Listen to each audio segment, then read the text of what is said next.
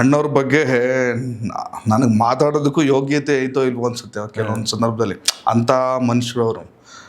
ನಾನು ದೊಡ್ಡ ರಾಜ್ಕುಮಾರ್ ಅಭಿಮಾನಿನೇ. ಹೌದು. ನುಡಿಗಳನ್ನ ಮುತ್ತಿನ ಥರ ಒಂದೊಂದು ಮಾತಾಡಿದ್ರೆ ನಮ್ಗೇನೋ ಒಂದು ಸ್ವಲ್ಪ ಅರ್ಥ, ಏನೋ ಒಂಥರ ಅದರಲ್ಲಿ ಏನೋ ಒಂದು ವಿಷಯ ಅರ್ಥ ಆಗ್ಬಿಡುತ್ತೆ. ಅವರಲ್ಲಿ 1% ನಾನು ಇವಾಗ ಯಾರು ನೋಡೋಕ್ಕಾಗಲ್ಲ. ಸಾಧ್ಯನೇ ಇಲ್ಲ ಸರ್. ಸಾಧ್ಯನೇ ಇಲ್ಲ. ಈ ಸಂದರ್ಭದಲ್ಲಿ ಯಾರನ್ನ ನೆನೆಸ್ಕೊಳಕ್ಕೆ ಇಷ್ಟಪಡ್ತೀರಿ ಸರ್? ಯಾವ ವಿಚಾರದಲ್ಲಿ? ಕನ್ನಡ ಈಗ ಈ ಚಿತ್ರರಂಗ ಅಂತ ಬಂತು, ಕನ್ನಡದ ಬಗ್ಗೆ ಮಾತಾಡಿದ್ವಿ, ನಟರುಗಳ ಬಗ್ಗೆ ಮಾತಾಡಿದ್ವಿ. ಈ ಥರ ವಿಚಾರ ಬಂದಾಗ ನನಗೆ ನಾವು ನೋಡಿಲ್ಲ, ಜಸ್ಟ್ ತಿಳ್ಕೊಂಡಿರೋದು ಅಲ್ಲಿ ಇಲ್ಲಿ ಓದಿ. ಕನ್ನಡ ಅಂತ ಬಂದಾಗ ಕನ್ನಡದಾಗ ಕನ್ನಡಕ್ಕೆ ಏನೋ ಸಮಸ್ಯೆ ಆದಾಗ ಅಣ್ಣವರು ಮುಂದೆ ಬಂದು ನಿಂತ್ಕೊಂತಿದ್ರಂತೆ. ಅಣ್ಣವ್ರ ಬಗ್ಗೆ ನನಗೆ ಮಾತಾಡೋದಕ್ಕೂ ಯೋಗ್ಯತೆ ಐತೋ ಇಲ್ವೋ ಅನ್ಸುತ್ತೆ ಕೆಲವೊಂದು ಸಂದರ್ಭದಲ್ಲಿ. ಅಂಥ ಮನುಷ್ಯರು ಅವರು. ನಾನು ದೊಡ್ಡ ರಾಜ್ಕುಮಾರ್ ಅಭಿಮಾನಿನೇ. ಹೌದು. ಆಗ ಕನ್ನಡ ಹೋರಾಟ ಅಂತಂದರೆ ರಾಜ್ಕುಮಾರ್ ಪಂಚೆ ಎತ್ಕೊಂಡು ಕಟ್ಕೊಂಡು ನಡ್ರಿ ಅನ್ನೋರು, ನಡ್ರಿ ಅನ್ನೋರು. ಅಂಥ ಶಕ್ತಿ ಬೇಕು ಸರ್ ಕರ್ನಾಟಕಕ್ಕೆ. ಅವರು ಬಿಡಿ, ಅವ್ರು ಬಂದು ಅವರೊಬ್ಬರು ಬಂದು ನಿಂತ್ಕೊಂಡ್ರೆ ಸರ್ ಬೀದಿಗೆ ಕನ್ನಡ ಅಂತ, ಹಿಂದೆಗಡೆ ಅವರು ಇವರು ನಾನು ಏನಿಲ್ಲ, ಎಲ್ಲರೂ ಬಂದ್ಬಿಡೋರು. ರಾಜ್ಕುಮಾರ್ ಅವ್ರು ಬಂದರೆ ವಿಷ್ಣುವರ್ಧನ್ ಅವ್ರು ಬರೋರು, ಅಂಬರೀಷ್ ಅವರು, ಶಂಕರ್ ನಾಗ್ ಅವ್ರ ಪಾಪ ಅವ್ರು ಇದ್ದಿದ್ರೆ ಇನ್ನು ಕನ್ನಡ ಯಾವ ಮಟ್ಟಕ್ಕೆ ಹೋಗ್ತಿತ್ತು. ಹೌದು. ಇನ್ನು ಎಂಥ ಫಿಲಮ್ ಇಂಡಸ್ಟ್ರಿ ಆವಾಗಲೇ ಎಂಥ ಮಟ್ಟಕ್ಕೆ ಹೋಗ್ಬೇಕಾಗಿತ್ತು. ಅವ್ರು ಇದ್ದಿದ್ರೆ ಇನ್ನು ಒಳ್ಳೆ ಮಟ್ಟಕ್ಕೆ ಕನ್ನಡ ಇಂಡಸ್ಟ್ರಿ ಹೋಗ್ತಿತ್ತು. ಸುಮಾರು ಜನ ಇದ್ದಾರೆ, ಜಗ್ಗೇಶ್ವರ್ ಆಗಿರಲಿ, ರವಿಚಂದ್ರನ್ ಆಗಿರಲಿ, ಎಲ್ಲರೂ ಒಳ್ಳೆ ನಟರು ಇದ್ದಾರೆ. ಬಟ್ ನಮಗೆ ಅಣ್ಣವ್ರು ಅಂದರೆ ಅಭಿಮಾನ. ಅಣ್ಣವ್ರ ಮೇಲೆ ಭಾರಿ ಗೌರವ ಇದೆ. ಅವ್ರ ಮಾತು, ಅವ್ರ ನುಡಿಗಳು, ಒಂದೊಂದು ರಾಜ್ಕುಮಾರ್ ಅವ್ರ ನುಡಿಗಳನ್ನ ಮುತ್ತಿನ ಥರ ಒಂದೊಂದು ಮಾತಾಡಿದ್ರೆ ನಮ್ಗೇನೋ ಒಂದು ಸ್ವಲ್ಪ ಅರ್ಥ, ಏನೋ ಒಂಥರ ಅದರಲ್ಲಿ ಏನೋ ಒಂದು ವಿಷಯ ಅರ್ಥ ಆಗ್ಬಿಡುತ್ತೆ. ಮಕ್ಳಿಗೆ ಹೇಳ್ಕೊಡ್ತಾರಲ್ಲ, ಪ್ರತಿಯೊಬ್ಬರಿಗೂ ಮಾತಾಡ್ಬೇಕಾದ್ರೆ ಮಗುಗೆ ಹೇಳ್ದಂಗೆ ಹೇಳ್ತಾರೆ. ಅವ್ರ ಮಾತಲ್ಲೇ ಆ ಥರ ಇದಿದೆ. ಅಣ್ಣವ್ರನ್ನ ಮಾತ್ರ ಅವ್ರ ಥರ ಯಾರೂ ಬರಲ್ಲ. ಹಿಂದೆನೂ ಯಾರು ಹುಟ್ಟಿರ್ಲಿಲ್ಲ, ಮುಂದೆನೂ ಯಾರು ಹುಟ್ಟೋದು ಇಲ್ಲ ಅಣ್ಣವ್ರ ಥರ. ಅಣ್ಣವ್ರಿಗೆ ಅಣ್ಣನೇ, ಅದು ಅವರೇ ಸರಿಸಾಟಿ. ಕೊಹಿನೂರ್ ವಜ್ರ, ಅದು ಕೊಹಿನೂರ್ ವಜ್ರ ಸರ್. ಅವರಲ್ಲಿ 1% ನಾನು ಇವಾಗ ಯಾರು ನೋಡೋಕ್ಕಾಗಲ್ಲ. ಸಾಧ್ಯನೇ ಇಲ್ಲ ಸರ್. ಸಾಧ್ಯನೇ ಇಲ್ಲ. ಏನು ಅಂಥ ಹಾಡುಗಳು. ಇವತ್ತು ಹಾಡುಗಳನ್ನ ಇವತ್ತಿಗೂ ಕೇಳ್ತಾ ಇದ್ರೆ ಒಂಥರ ಮೈಯೆಲ್ಲ ಜುಮ್ ಅನ್ನುತ್ತೆ. ಅರ್ಥ ಮಾಡ್ಕೊಂಡು ಅದೊಂಥರ ನಾನು ಕಾರಲ್ಲಿ ಹೋಗ್ಬೇಕಾದ್ರೆ ಅಣ್ಣವ್ರ ಹಾಡುಗಳನ್ನೇ ಹಾಕೋದು. ಏನೋ ಒಂಥರ ಹೃದಯದಲ್ಲಿ ಇದೇನಿದು ನವಿಲೊಂದು, ನವಿಲೇ ಓಡ್ತಾ ಇದೆ ನಮ್ಮ ಹೃದಯದಲ್ಲಿ ಅನ್ನೋ ಥರ. ಹೌದು. ಆ ಥರ. ಅಂದ್ರೆ ಇದ್ರ ಜೊತೆಗೆ ಅಣ್ಣವ್ರ ಮೇಲೆ ನಿಮಗೆ ಅಭಿಮಾನ ಹುಟ್ಟಿದ್ದು ಯಾವಾಗಿಂದ ಸರ್? ಯಾಕಂದ್ರೆ ಅಣ್ಣವರ ಸ್ಟ್ಯಾಚು ಕೂಡ ನೀವು ನಿಮ್ಮ ನಿಮ್ಮ ಒಂದು ಇದರಲ್ಲಿ ನೀವು ಅಣ್ಣವ್ರ ಸ್ಟ್ಯಾಚು ಕೂಡ ನೀವು ಒಂದು ಅಲ್ಲಿ ಅನಾವರಣ ಮಾಡಿದ್ದೀರಿ. ಹೌದೌದು. ನನಗೆ ನನ್ನ ತಂದೆಗೆ, ನನ್ನ ಫ್ಯಾಮಿಲಿಗೆ ತುಂಬ ಹತ್ರ ಅಣ್ಣ. ಆಗ ನಮ್ಮ ಅಣ್ಣವರ ಹುಟ್ಟುಹಬ್ಬ ಬಂದರೆ ನಮ್ಮ ತಂದೆಯವರು ಒಂದು 2 kg ಮಟನ್ ತಂದು ಮನೇಲಿ ಮಾಡಿ ಒಂಥರ ಹಬ್ಬದ ಥರ ಮಾಡೋರು ಅಣ್ಣವ್ರ ಹುಟ್ಟುಹಬ್ಬಕ್ಕೆ. ಅವತ್ತೆಲ್ಲ ನೀವು ಯಾವುದೇ ಚಾನಲ್ ಹಾಕಿದ್ರು ಅವಾಗ ಬರೀ ಅಣ್ಣವ್ರ ಪಿಕ್ಚರ್ಗಳು, ಅಣ್ಣವ್ರ ಹಾಡುಗಳು ಎಲ್ಲ ಬರೋವು. ಅವತ್ತೇನೋ ಮನೇಲಿ ಹಾಡುಗಳು ಓಡ್ತಾ ಇರುತ್ತೆ, ಮನೇಲಿ ಮಟನ್ ಬೇಯ್ತಾ ಇರುತ್ತೆ, ಏನೋ ಹಬ್ಬ ಮಾಡ್ಬಿಡೋರು ನಮ್ಮ ತಂದೆ. ಅವಾಗಿಂದ ಯಾಕೆ ನಮ್ಮ ತಂದೆ ಇಷ್ಟೊಂದು ಇದು ಮಾಡ್ತಾರಲ್ಲ ರಾಜ್ಕುಮಾರ್, ಆ ಪಿಕ್ಚರ್ಗಳನ್ನ ಹಾಕಿ ತೋರಿಸಿ ನಮಗೂ ಅಣ್ಣವರು ಅಂತಂದರೆ ಈಗಲೂ ಒಂಥರ ಡಾಕ್ಟರ್ ರಾಜ್ಕುಮಾರ್ ಅಂದರೆ ನಮಗೆ. ಇವಾಗ ಯಾರನ್ನ ಸುಮ್ಮನೆ ಇಲ್ಲಿ ನಿಂತಿದ್ದ ಗುಂಪಲ್ಲಿ ನಾವು ಹೋರಾಟದಲ್ಲಿ ಡಾಕ್ಟರ್ ರಾಜ್ಕುಮಾರ್ ಅಂದರೆ ಜೈ ಎನ್ನ ಅನ್ಸುತ್ತೆ. ಅವಾಗ ಕ್ರೌಡಲ್ಲಿ ಯಾರು ಸುಮ್ಮನೆ ಯಾವುದೋ ವಿಚಾರಕ್ಕೆ ಹೋಗಿರ್ತೀವಿ, ಡಾಕ್ಟರ್ ರಾಜ್ಕುಮಾರ್ಗೆ ಅಂದರೆ ಜೈ ಎನ್ಬಿಡ, ಆ ಜೋಶು. ಹೌದು. ಆ ಥರ ಅಣ್ಣವರು ಅಂತಂದರೆ ಅಷ್ಟು.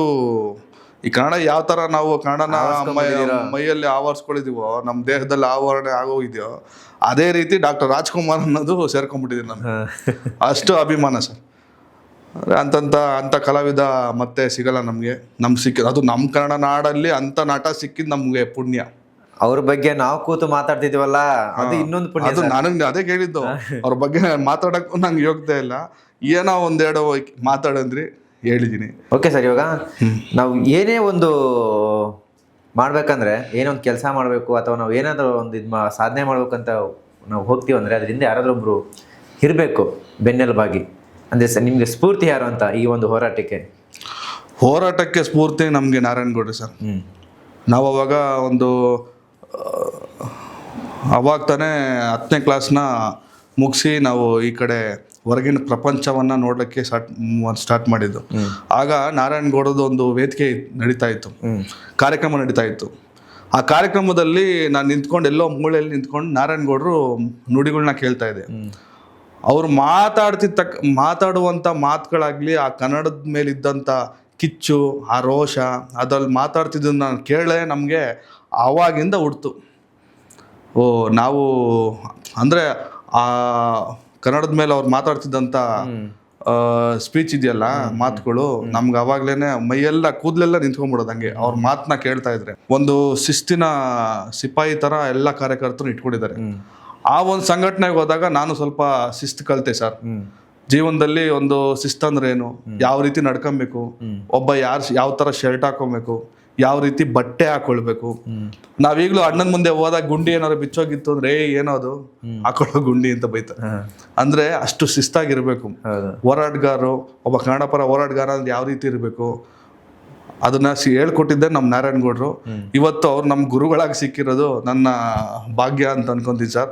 ಆ ಒಂದು ಸಂಘಟನೆಯಲ್ಲಿ ಕಾರ್ಯಕರ್ತನಾಗಿ ಅವರ ಒಬ್ಬ ಶಿಷ್ಯನಾಗಿರೋದು ನಂಗೆ ತುಂಬ ಹೆಮ್ಮೆ ಅನಿಸುತ್ತೆ ಸರ್. ಸರ್, ಅಂದರೆ ಇಷ್ಟೊತ್ತು ಕನ್ನಡದ ಬಗ್ಗೆ ಮಾತಾಡಿದ್ವಿ. ನೋಡುವಂಥ ವೀಕ್ಷಕರು ಕೂಡ ನಿಮ್ಮ ನುಡಿಗಳನ್ನು ಕೇಳಿ, ವೀಕ್ಷಕರು ಅನ್ನೋದಕ್ಕಿಂತ ಯುವಕರು, ನಮ್ಮ ಕನ್ನಡ ನಾಡಿನ ಯುವಕರು ಅದಕ್ಕೆ ಅವ್ರಿಗೊಂದು ಸ್ಫೂರ್ತಿ ಆಗುತ್ತೆ ಅಂದ್ಕೊಳ್ತೀನಿ ನಿಮ್ಮ ಈ ಒಂದು ಮಾತುಗಳೆಲ್ಲ. ಏನೋ ಸರ್, ನಾವು ಮಾಡ್ತಕ್ಕಂಥ ಹೋರಾಟಗಳನ್ನ ಯುವಕರು ನೋಡ್ತಾ ಇದ್ದೀರಾ. ಪರಿಸ್ಥಿತಿ ಹೇಗಿದೆ ಬೆಂಗಳೂರಲ್ಲಿ, ಈ ಕರ್ನಾಟಕದಲ್ಲಿ ಏನಾಗ್ಬೋದು ಅನ್ನೋ ಮುಂದಿನ ಭವಿಷ್ಯ ನೀವೇನೆ. ತಾವುಗಳು ಸ್ವಲ್ಪ ಈಗಲಿಂದನೇ ಎಚ್ಚೆತ್ಕೊಳ್ಳಿ, ಸ್ವಲ್ಪ ಹೋರಾಟದ ಕಡೆ ಗಮನ ಕೊಡಿ. ತಮಗೆ ಓದು ಎಷ್ಟು ಮುಖ್ಯನೋ ಕನ್ನಡ ನಾಡು ನುಡಿ ಅನ್ನೋದು ಅಷ್ಟೇ ಮುಖ್ಯ ಆಗುತ್ತೆ.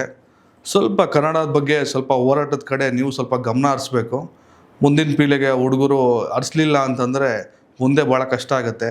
ಈಗ ನಮ್ಮಲ್ಲೇ ಅದು ನಿಂತ್ಕೊಂಬಾರ್ದು, ಮುಂದಕ್ಕೆ ನಿಮ್ಮಂಥವ್ರು ಸ್ವಲ್ಪ ಸಂಘಟನೆಗೆಲ್ಲ ಬಂದು ಕೈ ಜೋಡಿಸಿ ಹೋರಾಟಕ್ಕೆ ಮುಂದಾಗಬೇಕು. ಇನ್ನು ಹೆಚ್ಚಿನ ರೀತಿಯಲ್ಲಿ ಕನ್ನಡ ಕಾರ್ಯಕ್ರಮಗಳನ್ನ ಮಾಡೋಣ, ಬನ್ನಿ ಎಲ್ಲ ಒಟ್ಟಿಗೆ ಸೇರಿ ಮಾಡೋಣ ಅಂತೇಳಿ ಕೇಳ್ಕೊತೀನಿ ಸರ್. ನಿಜ ಸರ್, ನೀವು ಎಷ್ಟು ತುಂಬ ಅದ್ಭುತವಾಗಿ ಹೇಳಿದ್ರಂದರೆ, ಯುವಕರು ಅದನ್ನ ತಗೊಂಡು ಹೋದ್ರೇನೆ ಸರ್ ಎಲ್ಲಾನು ಇರೋಕ್ಕೆ ಸಾಧ್ಯ. ಅಂದರೆ ಇವಾಗ ಕರ್ನಾಟಕ ಅಂದರೆ ನಮಗೆ ಎಲ್ಲನೂ ನೆನಪಾಗುತ್ತೆ. ದೊಡ್ಡ ದೊಡ್ಡ ಕವಿಗಳು ನೆನಪಾಗ್ತಾರೆ, ದೊಡ್ಡ ದೊಡ್ಡ ಸಾಧಕರು ನೆನಪಾಗ್ತಾರೆ. ಅಂದರೆ ಈ ಥರ ದೊಡ್ಡ ದೊಡ್ಡ ಸಂಘಟನೆಗಳು ನೆನಪಾಗುತ್ತೆ. ಇದೆಲ್ಲ ಯುವಕರು ಮುಂದುವರ್ಸ್ಕೊಂಡು ಹೋಗ್ಬೇಕು ನಿಜವಾಗ್ಲಲ್ವಾ? ಹೌದೌದು. ನಮಗೂ ಅಷ್ಟೇ, ಸ್ಕೂಲಲ್ಲಿ ನಮಗೆ ಓದಬೇಕಾದ್ರೆ ನಮ್ಗೆ ತೋರಿಸ್ಕೊಟ್ಟಿದ್ದೆ ಅದೇ ಕುವೆಂಪು, ದ ರಾ ಬೇಂದ್ರೆ, ಎಷ್ಟು ಕವಿಗಳು.